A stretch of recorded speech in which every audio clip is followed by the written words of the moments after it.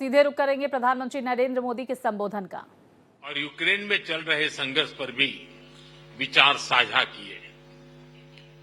Ukraine conflict और Gaza के मुद्दे पर भारत डायलॉग और डिप्लोमेसी से शांति की बहाली के सभी प्रयासों का समर्थन करता है। हम इंडो पैसिफिक क्षेत्र में मैरीटाइम सिक्योरिटी कोऑपरेशन बढ़ाने के लिए पूर्ण रूप से प्रतिबद्ध है।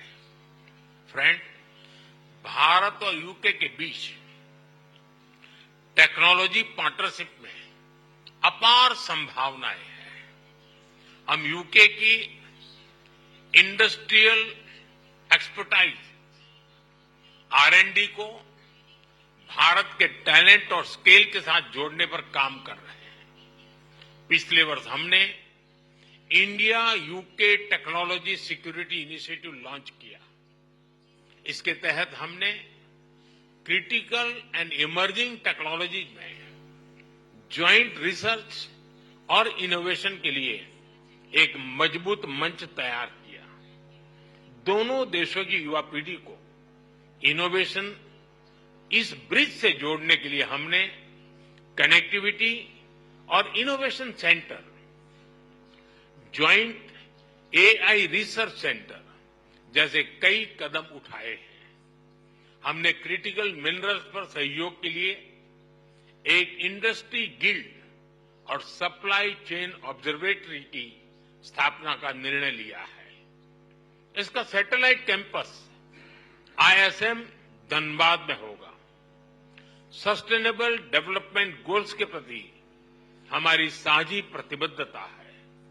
हम इस दिशा में India UK offshore wind task force के गठन का स्वागत करते हैं। हमने क्लाइमेट टेक्नोलॉजी स्टार्टअप फंड की स्थापना की है। इससे दोनों देशों के क्लाइमेट टेक्नोलॉजी और AI में काम कर रहे इनोवेटर्स और एंटरप्रेन्योर्स को समर्थन मिलेगा। फ्रेंड्स, रक्षा और सुरक्षा से लेकर एजुकेशन और इनोवेशन तक भारत और यूके के रिश्तों में नए आयाम घड़े जा रहे हैं।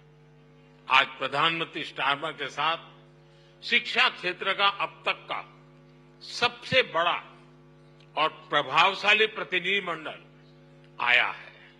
यह बहुत खुशी की बात है कि अब यूके की 9 यूनिवर्सिटीज भारत में कैंपस खोलने जा रही हैं।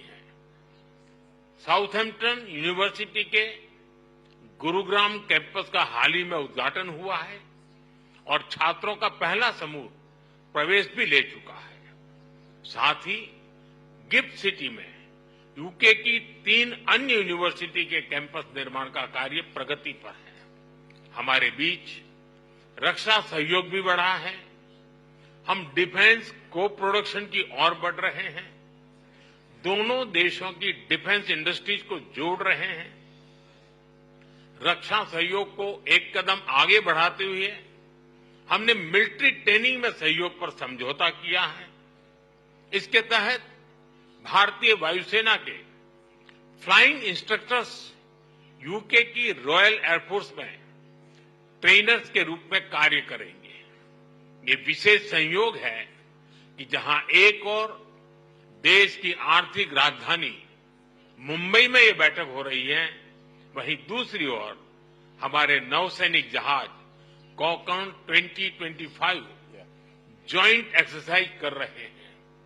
फ्रेंड्स, यूके में बसे 1.8 मिलियन भारतीय हमारी साझेदारी की जीवंत कड़ी है। ब्रिटिश समाज और अर्थव्यवस्था में अपने मूल्यवान योगदान से उन्होंने दोनों देशों के बीच मित्रता, सहयोग और विकास के पुल को मजबूत किया है। फ्रेंड्स, भारत का डायनेमिज्म और यूके की एक्सपर्टाइज मिलकर एक यूनिक सिनर्जी बनाती है।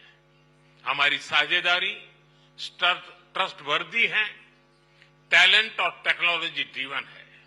और आज जब मैं और प्रधानमंत्री स्टारमर मंच पर एक साथ खड़े हैं, तो ये हमारा स्पष्ट कमिटमेंट है कि हम एक साथ मिलकर दोनों देशों के लोगों के लिए एक उज्जवल भविष्य का निर्माण करेंगे। मैं एक बार फिर इस भारत यात्रा के लिए प्रधानमंत्री स्टारमर का, उनके डेलीगेशन का हार्दिक धन्यवाद देता हूं। बहुत बहुत धन्यवाद।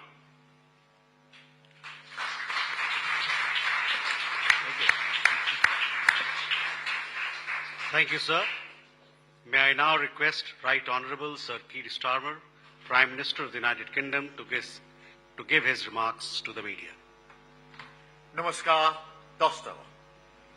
Prime Minister Modi, it was an honour for me to host you in the United Kingdom in July at Chequers, and I am so delighted to be making this return visit just a few short months later.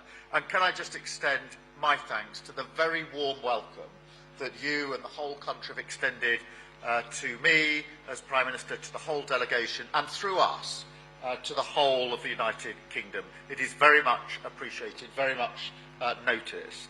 And it is an important statement as we stand here about our shared commitment to this special relationship, because we are building something here. We're creating a new, modern partnership focused on the future and on winning the opportunities that it offers, and we're doing it together. And that's why we struck the UK-India Comprehensive Economic and Trade Agreement in July, a breakthrough moment, years in the making, slashing tariffs, increasing access to each other's markets to drive growth and create jobs for our people, and making life better in both of our nations. And beyond the words on the page of the agreement is the spirit and the confidence that that has given to our two great countries to work even more closely together, something which we've seen evidence during the course of this visit here over the last 2 days. It is significant that we're meeting here in Mumbai as India's economic and financial capital,